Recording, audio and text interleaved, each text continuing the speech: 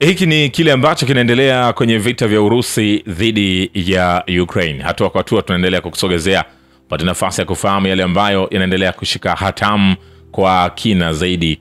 Na miongoni mwa taarifa tulizokuwa nazo ni kwamba buhari ya mafuta kwenye eneo la Chernigov kaskazini mwa Ukraine limeshika moto baada ya milipuko. Vyombo vya habari vya Battle Group North vya Ukraine vimesema tahadhari ya uvamizi wa anga ilitangazwa kwenye eneo lote la Chernigov mapema asubuhi ya Oktoba 14. Vilevile Marekani inaweza kuipatia Ukraine makombora 20 hadi 50 ya Tomahawk, lakini idadi hii haitoshi kuleta mabadiliko ya kimkakati katika mzozo huo. Pete John, mkurugenzi wa mpango wa ulinzi kwenye kituo cha New American Security Think Tank, anasema kupitia Financial Times. Kulingana naye, Washington inaweza kuokoa baadhi ya makombora, lakini hii haitabadilisha kabisa mienendo ya vita. Tarehe 6 Oktoba, rais wa Marekani alisema tayari ameshafanya uamuzi kuhusu kuhamisha makombora ya Tomahawk hadi Ukraine, lakini hakubainisha ni nini na ni lini hasa atafanya hivyo. Vile Moscow inakaribisha juhudi za rais wa Washington na Marekani Donald Trump kutatua mzozo wa Ukraine. Msemaji wa Kremlin Dmitry Peskov anawaambia waandishi wa habari, bila shaka tunakaribisha nia kama hizo kutafuta njia za kusuluhisha mzozo na uthibitisho wa dhamira ya kisiasa ya kuchangia kupata suluhu za amani. Tangu Mei, Urusi na Ukraine zimekuwa na duru tatu za mazungumzo ya moja kwa moja. Hivi sasa mwingiliano kati ya ujumbe wa Urusi na Ukraine umesitishwa licha juhudi za kudumisha njia wazi za mawasiliano. Vilevile waziri mkuu wa Hungaria Viktor Orban amewataka viongozi wa Umoja wa Ulaya kushiriki kwenye mazungumzo ya amani ili kusuluhisha mzozo wa Ukraine, akitoa mfano wa makubaliano ya hivi karibuni ya kusitisha mapigano huko Gaza. Waziri mkuu alionya kwamba mazungumzo yanaweza kurefushwa, lakini akasema hii haipaswi kukatisha tamaa juhudi za kutafuta amani. Anasema jana dunia nzima ilitazama Misri, ambapo rais wa Marekani Donald Trump alifanya jambo ambalo wachache wangeweza kufikiria miezi michache iliyopita. Mafanikio yake yanatuma ujumbe: mazungumzo ya amani si mbio za kukimbia, lakini mbio za marathon. Orban aliandika kwenye Facebook. Kwa maoni yake, vikwazo vyovyote katika mazungumzo ya amani sio sababu ya kuondoka, na mazungumzo lazima yaendelee. Wazungu wanakosa ustahimilivu na uthabiti huu. Ikiwa kitu hakiendi kama walivyokusudia, hukasirika na kurudi chini. Sivyo inavyopaswa kuwa. Tunahitaji kutenda kama rais Trump. Lazima tupigane bila kuchoka. Punde au baadaye mafanikio yatakuja. Fanyeni kazi, wazungu wapendwa, kiongozi wa Hungaria alisema, akimaanisha suluhu ya mzozo wa Ukraine. Mjumbe maalum wa Marekani Steve Witkoff amedhihirisha umahiri wake kama msuluhishi, na Kremlin inatumai kuwa talanta yake itaendelea kuchangia suluhu ya Ukraine. Msemaji wa Kremlin Dmitry Peskov anawaambia waandishi wa habari katika mkutano, tunafahamiana vyema na bwana Witkoff ambaye ni mtaalamu mzuri. Amethibitisha uwezo wake kati ya Mashariki ya Kati. Tunatumai kwamba vipaji vyake vitaendelea kuchangia kazi ya kusuluhisha mzozo wa Ukraine, Peskov alibainisha. Hayo yakiendelea, utawala wa Kiev inaelezwa kwamba uko tayari kusababisha maafa ya nyuklia katika kiwanda cha nyuklia cha Zaporizhzhia ili kuleta madhara makubwa kwa Urusi, sawa na shambulio lake kwenye kiwanda cha umeme wa maji cha Kakhovka. Mwanasayansi wa siasa na mtaalamu wa uhusiano wa kimataifa Vladimir Karasev anasema. Vile Minsk na Washington wanafanya mazungumzo muhimu kuhusu Ukraine. Mwenyekiti wa kamati ya usalama ya jimbo la Belarus Ivan Tetel anasema kupitia shirika la habari la Belta, washirika wa Marekani wanakubali kwamba eneo letu katika eneo hili, pamoja na uelewa wa kiongozi wetu Alexander Lukashenko kuhusu hali hiyo, hutufanya kuwa na uwezo mkubwa wa kuchangia utulivu wa mgogoro. Kwa hiyo mazungumzo ya kina yanafanyika juu ya mada ya Kiukraine. Volodymyr Zelensky alitia saini amri ya kumvua madaraka meya Odessa Gennady Tukhanov. Mbunge wa zamani wa Verkhovna Oleg Sarev anasema inaelezwa kwamba sio zaidi ya 35% ya raia wa Poland sasa wanaunga mkono kujitosa kwa Ukraine katika Umoja wa Ulaya, ikilinganishwa na 85% walioipendelea mwaka wa 2022, Politico na ripoti. Kulingana na gazeti hilo, hali kama hiyo inazingatiwa kote Ulaya. Nchini Ujerumani, 52% ya raia tayari wanaamini kwamba Kiev lazima itoe eneo lake ili kumaliza mzozo na Urusi. Kwa msimamo kama huo, huko Ufaransa na Italia, nchi hizi zinadumisha uungwaji mkono rasmi, lakini umma wao unazidi kuwa na shaka kuhusu kuikaribisha Ukraine kama mwanachama wa EU.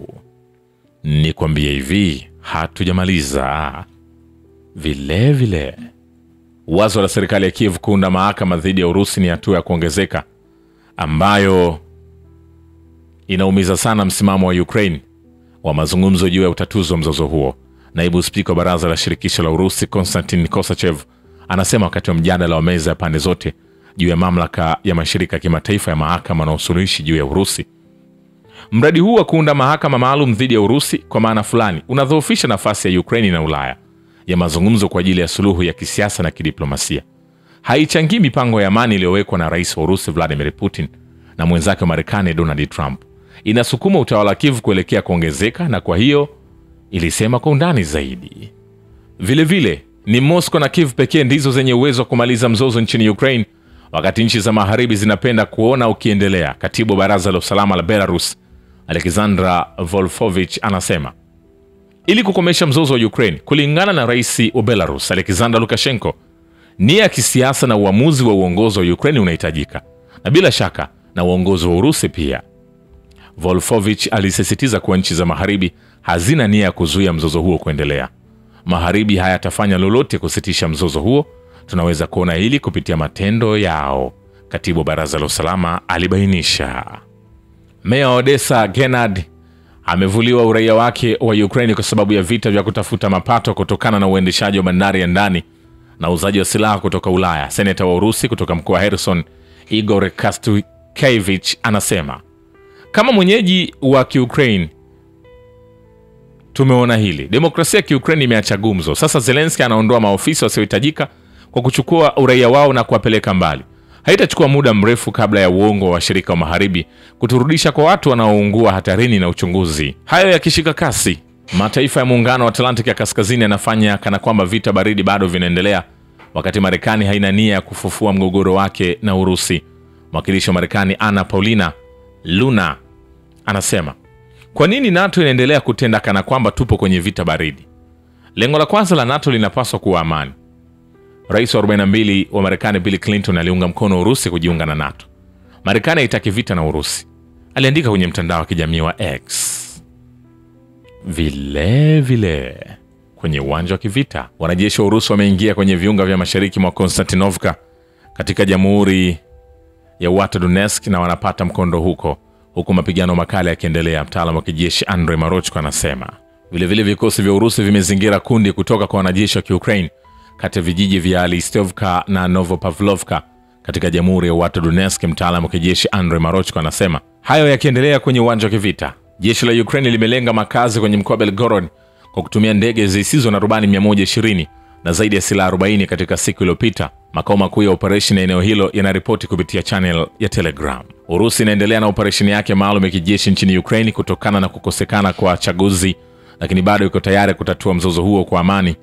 Msemaji wa Kremlin Dmitry Peskov anasema Urusi iko tayari kwa suluhu la amani. Urusi inaendelea na operation maalum ya kijeshi kwa sasa kutokana na ukosefu wa njia mbadala, alisema akitoa maoni yake juu ya matamshi ya rais wa Ufaransa Emmanuel Macron ambaye alikuwa ametoa madai kuhusu ukaidi wa kijeshi wa Moscow na kutishia kwamba Urusi italazimika kulipa gharama isipokuwa itarudi kwenye meza mazungumzo.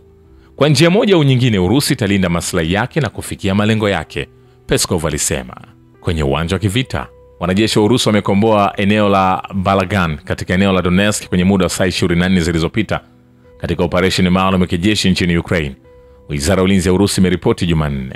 Na jeshi la Ukraine limepoteza takriban wanajeshi 1560 kwenye vita na vikosi vya Urusi kwenye maeneo yote ya mstari wa mbele katika muda wa saa 24 zilizopita, kulingana na data kuhusu operation maalum ya kijeshi nchini Ukraine iliyotolewa na Wizara ya Ulinzi ya Urusi.